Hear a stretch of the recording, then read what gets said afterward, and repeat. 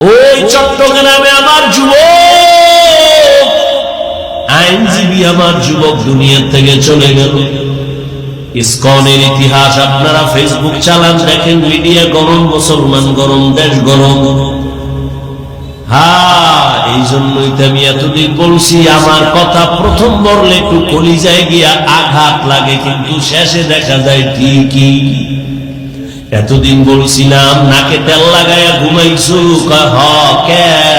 দেশ স্বাধীন, দেশ স্বাধীন স্বাধীন কইয়া ঘুমাইছো।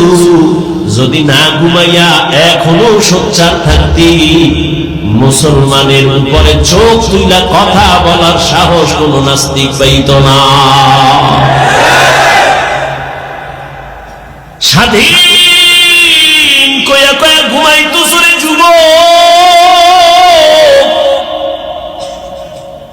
অথচ ঢাকার শহরে আবার মা বোনেরা সাংবাদিক সম্মেলন করে করে চিল্লায় আমগো দেহ ব্যবসার অধিকার আবার ফেরত চাই, সমকামিতার অধিকার নিয়ে দৌড়ায়, ট্রান্সজেন্ডারের আওয়াজ নিয়ে দৌড়ায়। আমি এজন্য বলেছিলাম, এই আওয়ামী লীগ গেছে গেছে কইয়া লাফাইস না, শিক্ষা নে শিক্ষা নে, জুলুমের পরিণাম ফল কিন্তু তোমার বেলায় এমন হবে। জুলুম করলে তোমার পরিণাম ফলটাও এমন হবে। মুসলমান উলামায়ে কেরাম ছাত্র জনতার বৈষম্য বিরোধী আন্দোলনে জীবনকে বাজি রেখে ময়দানে নেমেছেন, সফলতার চাঁদ উঠছে উলামায়ে কেরামের অবদানের কারণে। এজন্য বলি আল্লাহর কসম, জীবনে যত বন্ধু পেয়েছো কেউ তোদের আপন বন্ধু না রে যুবক বাবা।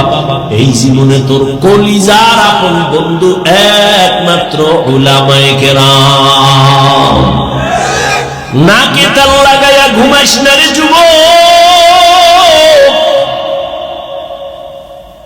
উলামায়ে কেরাম যে এত আন্দোলন করলো, হাজারো লাখো মাদ্রাসার ছাত্র ময়দানে নেমে গেল,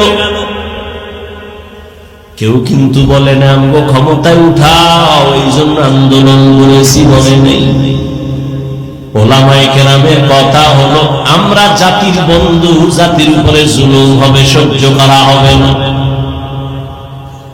উপদেষ্টা, প্রধান উপদেষ্টা যেই থাক না কেন, আমগো আফসোস নাই, তবে উলামায়ে কেরাম একটা রেড সিগন্যাল লাগাইয়া দিছে, জুলুম করলে কোনো বান্দার ছাড় দেয়া হবে না।